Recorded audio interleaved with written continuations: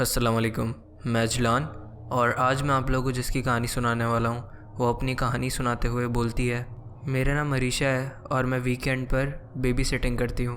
मेरी एक अलग फुल टाइम जॉब भी है, लेकिन मैं अपने ख़र्चे निकालने के लिए बेबी सिटिंग करती हूँ। तो मुझे एक दिन कॉल आती है बेबी सिटिंग के लिए। वो मुझे बताते हैं कि आपने जहाँ पर पहले बेबी सिटिंग करी थी उन्होंने हमें आपका नंबर दिया है, उन्होंने आपको रेफ़र किया है। वो मुझे बताते हैं कि उन्हें किसी रिलेटिव की शादी में जाना है, तो मुझे सिर्फ़ एक दिन के लिए उनके बच्चे संभालना है। मैं उनको बोल देती हूँ ठीक है, मैं रात को आपके घर पर आ जाऊँगी।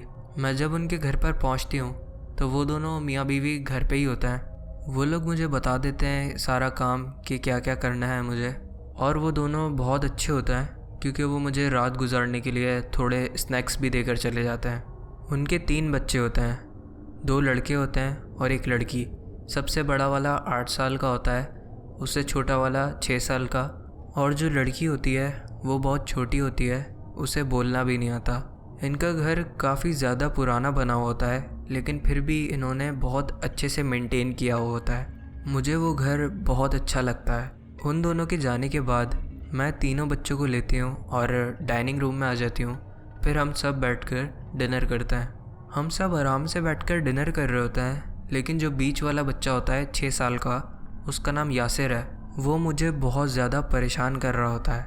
वो बार बार अपनी प्लेट से खाना फेंक रहा होता है, अपने बड़े भाई से लड़ाई कर रहा होता है और अपनी छोटी बहन को भी तंग कर रहा होता है।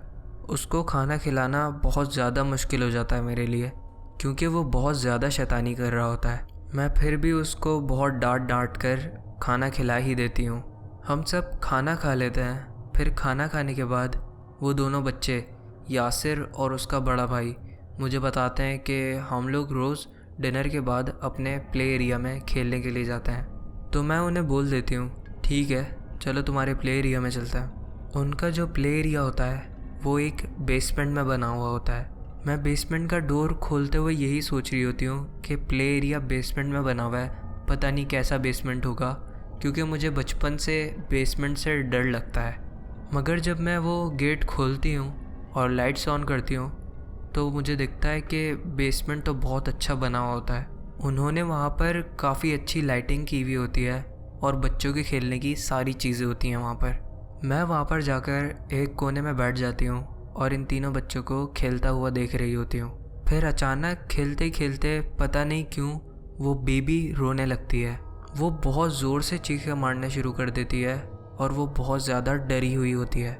मैं उसके पास जाती हूँ, उसको चुप कराने की कोशिश कर रही होती हूँ, तो वो इशारा कर रही होती है एक दीवार की तरफ और उधर ही देख देख कर रोए जा रही होती है। मेरे कुछ समझ नहीं आता, क्योंकि वो दीवार बिल्कुल खाली होती है। उस दीवार पर ना कोई पिक्चर होती है और ना कुछ बना हुआ होता है। मुझे अचानक से अजीब सी फीलिंग आने लगती है कि हमारे साथ इस बेसमेंट में और कोई है। मुझे डर लगने लगता है। मैं उन दोनों बच्चों को बोलती हूँ कि अब हमें ऊपर चलना चाहिए, हम लोग ऊपर जाकर टीवी देखेंगे। तो वो बच्चे टीवी की बात सुनकर फ़ौरन राज़ी हो जाते हैं ऊपर जाने के लिए। हम लोग बेसमेंट से बाहर आ जाते हैं, लेकिन फिर अचानक वो बेबी फिर से रोने लगती है और वो बेसमेंट की तरफ इशारे कर रही होती है। मुझे कुछ समझ नहीं आ रहा होता, तो मैं उन दोनों बच्चों से पूछती हूँ कि ये क्यों रो रही है और क्या बोलना चाह रही है। तो यासिर मुझे बताता है कि इसका टेडी बियर जिससे ये खेलती है वो बेसमेंट में ही रह गया है, ये इस वजह से रो रही है। मैं बच्चों को ऊपर ही रहने देती हूँ और ख़ुद उस बेसमेंट में टेडी बियर लेने के लिए चली जाती हूँ। मैं वो बियर लेकर जब वापस सीढ़ियों तक पहुँचती हूँ तो मुझे यासिर दिखता है। वो सीढ़ियों के ऊपर गेट पकड़कर खड़ा होता है और दूसरा हाथ उसका लाइट के स्विच की तरफ होता है। उसके चेहरे पे एक बहुत ज़्यादा शैतानी मुस्कुराहट होती है, जिसको देख के मैं घबरा जाती हूँ और मुझे लग रहा होता है कि ये कुछ करने वाला है। वो लाइट बंद कर देता है, पूरे बेसमेंट में अंधेरा हो जाता है और वो गेट भी बंद करने लगता है, मगर मैं फ़ौरन भागकर गेट बंद होने से रोक लेती हूँ। मैं ऊपर पहुँचकर उसको डांटती हूँ और बोलती हूँ कि आइंदा वो ऐसा ना करे। वो मेरी बात सुनकर एक अजीब सी हंसी हंसता हुआ वहाँ से भाग जाता है। मैं इन तीनों बच्चों को सोने के लिए उनके रूम में ले जाती हूँ और तीनों को सुला देती हूँ। फिर मैं बाहर आकर टीवी देखने लगती हूँ और थोड़े स्नैक्स खाने लगती हूँ। तभी मुझे अचानक उनके रूम में से बेबी के रोने की आवाज़ आती है।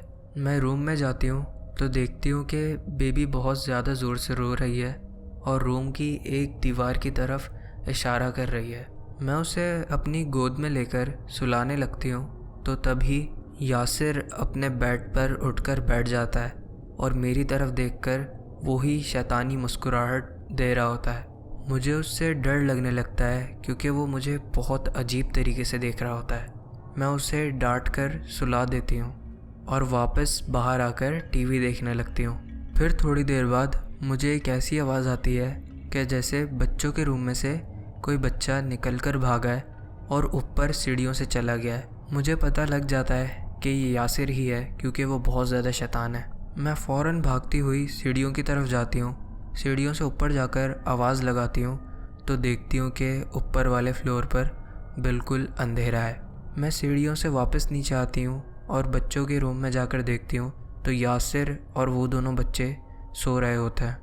मैं सोचने लगती हूँ कि सीढ़ियों से ऊपर कौन गया था जबकि बच्चे तो सो रहे हैं। तो अचानक मेरे पीछे से ऐसी आवाज़ आती है कि जैसे कोई बेसमेंट की सीढ़ियों से ऊपर चढ़कर आ रहा है। उसके कदमों की आवाज़ मुझे बहुत क्लियरली सुनाई दे रही थी। मैं भागकर बेसमेंट की तरफ जाती हूँ और उसका दरवाज़ा लॉक कर देती हूँ और मैं वापस टीवी लाउंज में आकर बैठ जाती हूँ। मुझे बेसमेंट और ऊपर वाले फ्लोर से मुस्तकिल किसी के भागने की और चलने की आवाज़ें आ रही होती हैं। मैं उस वक्त बहुत ज़्यादा डर जाती हूँ और मैं रोने लगती हूँ। मैं उन बच्चों के पेरेंट्स को कॉल कर देती हूँ और उन्हें बोलती हूँ कि आप जहाँ पर भी हो जल्द से जल्द आ जाओ अपने घर वापस। तो वो मुझे बोलते हैं कि हम रास्ते में ही हैं। वो 10 मिनट में घर में आ जाते हैं, लेकिन वो 10 मिनट मेरे लिए पूरा एक दिन जितना होता है क्योंकि मुझे मुस्तकिल आवाज़ें आ रही होती हैं। मैं उन लोगों को इस बारे में कुछ भी नहीं बताती क्योंकि मैं नहीं चाहती थी कि मेरी इन बातों की वजह से मेरा रिकॉर्ड ख़राब हो जाए और कोई मुझे अपने घर पे बेबी सिटिंग के लिए ना बुलाए। मैं उनके घर से उनके आने के फ़ौरन बाद निकल जाती हूँ। वो मुझे उस वाक़े के 1-1.5 महीने बाद कॉल करते हैं कि उन्हें फिर से एक बेबी सिटर की ज़रूरत है। तो मैं उन्हें कोई बहाना बनाकर मना कर देती हूँ क्योंकि मैं उस घर में वापस नहीं जाना चाहती थी। तो ये थी मेरी आज की हॉरर स्टोरी। मिलता है आपसे नेक्स्ट में। अल्लाह हाफ़िज़।